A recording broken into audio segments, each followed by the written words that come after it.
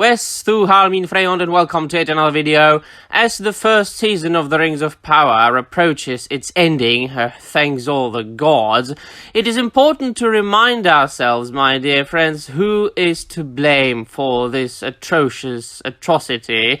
And, well, of course, it is no one else than the entire Tolkien estate. Now, welcome, my dear friends. For those of you who are visiting this channel for the first time, welcome to European Law. Feel free to go back and check out my videos. I'm just a humble guy from Central Europe ranting about pop culture on his YouTube channel. A man who devoted his personal and his academic life to the good things, to the finer things, among which, well, of course, there is the works of Professor Tolkien, as well as other greats of the fantasy genre and the good old traditional Old English literature. And because I have been a tremendous Tolkien fan my entire life, of course, and obviously, I have been covering The Rings of Power, the TV show that has been desecrating the works of Professor Tolkien for a long time, since it was announced, really. And of course, the most of our criticism has been directed towards the fact that the show has absolutely nothing to do with what Professor Tolkien wrote. And that there is actually no law to be broken, because there is no Tolkien's law present in the show in the first place. And of course, a lot of us, the critics, the normal critics, normal people, regular people like YouTubers and ordinary fans, we have been directing our criticism towards the showrunners and towards Prime Video, towards Jeffrey Bezos, and towards, well, Amazon in general. But a lot of people are forgetting who really is to blame, and that is Tolkien estate, because they, of course, they hold the rights. They were able to sell the rights to whoever, and then, ideally, in an ideal world, they should have some say about what is going to be in the show. And the result then shows us that there is nobody left in the Tolkien estate who would care about anything else but money. After Christopher Tolkien passed away, there is nobody. And of course, Amazon, they have fired Tom Shippey. So, no warden of Tolkien's legacy is alive and active and present who would have any say. And let us dive into the article by The Hollywood Reporter, which is a long, long article, so I'm only going to cover a part of it. I've already covered another part in one of my previous videos. I shall post a link to the description down below to that said video, and also to the whole article, should you wish to read it in its entirety. So let us dive in and see how it really started, and who sparked the creation of the worst TV show in the history of, well, TV making. The Rings of Power showrunners break silence on Backlash, Sauron, and Season 2. Two first-time showrunners who landed TV's biggest series give THR a behind-the-scenes tour as they navigate challenges even scarier than Mordor. From patently evil, I have covered that already, online trolling to massive industry expectations. So please do remember that those are the very men who called Tolkien fans evil, patently evil. This is where everything happens, says showrunner Patrick McKay. The War Room. The large, windowless room centerpiece is a lengthy conference table, but your eyes are immediately transfixed by what's covering the walls. You're surrounded by concept art laying out major set pieces from The Lord of the Rings of Power Season 2. Showrunners McKay and J.D. Payne give a walkthrough of the sequences. They plan to introduce more iconic locations, familiar Middle-earth characters, and a massive 2-episode battle. That is, obviously, top secret stuff. No media has been allowed on the fantasy drama set, let alone this room. But the showrunners wanted to give the world a peek behind the curtain to reveal what it's like to manage the biggest TV series ever produced. Since Amazon's billion-dollar high fantasy launch September the 2nd, The Rings of Power has been blessed with strong critical acclaim, 84% positive on Rotten Tomatoes, and dragged by online fan bashing. Its audience score is 39%. So, in their words, the bought critics and shills, so there, 84% is critical acclaim, but the honest reviews of the fans is fan bashing. Can you see the awful double standards there? Which includes an unknown degree of review bombing at the hands of internet trolls. The show's Nielsen viewership is formidable. Its first two episodes were seen by roughly 12.6 million US viewers across its first 4 days.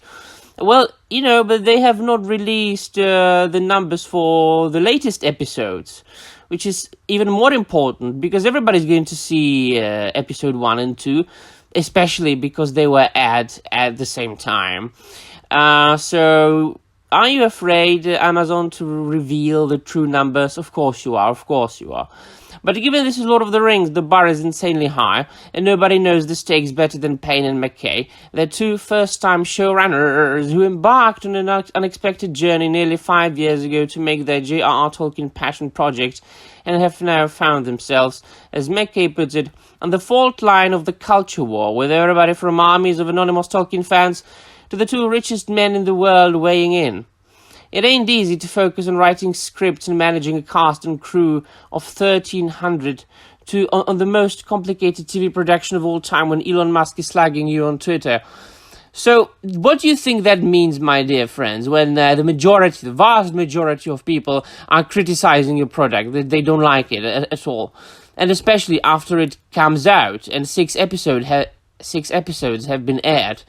And there are reviews all over the internet and social media going into depth and looking at the show from the point of view of Tolkien fans, but also from the point of view of a casual viewer, and are criticizing each and every single individual aspect of that show as if it was a standalone TV show having nothing to do with Professor Tolkien and still is low quality. So what do you think that is? Do you think that you made a good product, or that all the fans are trolls and evil, or all your critics are all that are criticizing your work are trolls and evil? I think you know the truth, but of course you cannot admit it. Some of what's been hardest to hear is the cynical point of view that this is a cash grab. McKay says it's like, oh my god, the opposite. This is the most earnest production. This is not a paycheck job for anybody. This is a labor of love. I'm sure all people involved are not doing it for money. Come on. The call from the lawyers came into, and now please do pay attention. This is important. The call from the lawyers came into Amazon on a Friday in 2017. The Tolkien estate was going to entertain proposals for a Lord of the Rings show. Prime Video, along with every other entertainment company, was looking for the next Game of Thrones. Amazon's founder and chairman, Jeff Bezos, was a long-time Tolkien fan. Going after the Lord of the Rings was a no-brainer, and an eternal fellowship was assembled to figure out how to beat other prospective bidders. So it was the Tolkien estate who sparked it. They were looking for more money. They were not satisfied with all the money they had from, well, everything, really everything. From the books, from the memorabilia, from the art, and also from Peter Jackson's films, all of them. And the memorabilia and the merchandise that is connected with Peter Jackson's films. Sources say HBO pitched the estate on retelling Middle-earth's Third Age, essentially remaking Peter Jackson's beloved Lord of the Rings trilogy, which grossed $3 billion and won 17 Oscars. Well, that would have been a disaster as well, but then again, I'm always saying that. There is no chance that an adaptation or a retelling or anything connected with Tolkien and would be put on big or small screen would be good. Every single attempt would end up a disaster. I'm saying no more adaptations. Just stop it. And do, my people, do what the showrunners said at the beginning or during one of the Comic-Cons. Back to the books. They didn't, of course. But we will. The estate has its gripes with Peter Jackson's adaptations. The late Christopher Tolkien, the author's son, said they eviscerated the books. I'm wondering why you waited for Christopher Tolkien to die. What do you think he would say about The Rings of Power? but wasn't interested in treading the same ground. Netflix pitched doing several shows, such as a Gandalf series and an Aragorn drama. They took the Marvel approach, said one insider to the talks, and that completely freaked out the estate. Now, of course, if Netflix did that, it would end up the same way The Witcher did, and that would not be good either, once again proving my point that no adaptations, please.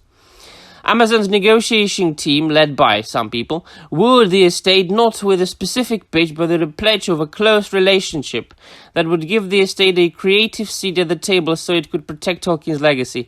And so they sent the Judas. They sent Simon Tolkien, the man who never wanted to live in the shadow of his grandfather and his father. Come on, you have sent the biggest Judas of them all. There was also, of course, the money. Sources say the staggering number that's been widely reported, $250 million, was actually Netflix's bid, and that Amazon's number was tens of millions less, albeit still staggering. It was our collective passion and fidelity to Tolkien, that really won the day, says Amazon Studios TV co-head Werner Sanders, who came on board in 2018 as a part of an executive shake-up, which included Price being ousted for a misconduct claim, Jane Sorg joining as Amazon Studios chief, and Albert Chang being installed as a TV co-head, when Payne, 42, and McKay, 41.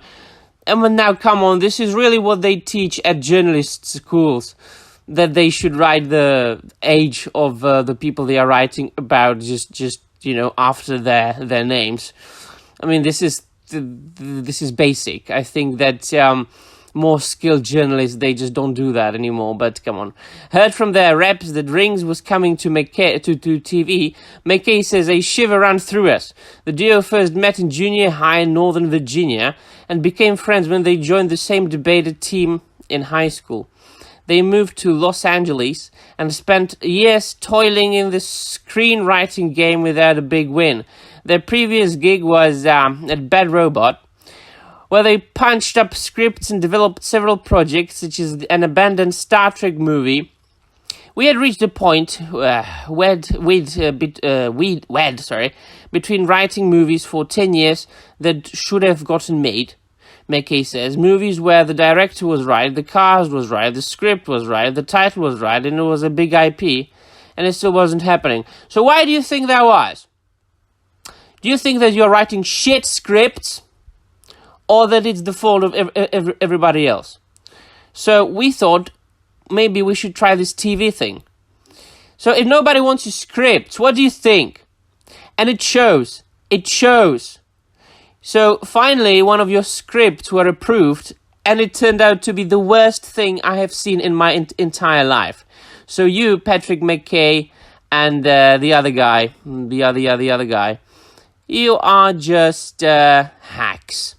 You are absolutely not skilled, untalented idiots who are only connected with J.J. Abrams and the Star Trek remakes. And you even wrote a Star Trek script that didn't make it into production. So what do you think? What do you think that is? So, my dear friends, the fault lies on the back of the Tolkien estate and those two hacks who apparently, also according to this article, were ignoring the notes of Jeff Bezos if he had any gripes with what they were doing, because of course he was overseeing the entire process. They ignored his notes. So if you are to blame somebody, blame Tolkien estate first. Blame Simon Tolkien, the biggest Judas of them all. Blame those two, Patrick McKay and J.D. Payne. Alright, another episode's about to come out, and I suppose I should make a review about it soon. Not looking forward to it at all. Well, thank you very much for watching. Let me know in the comments down below what you think, and I'm out of here.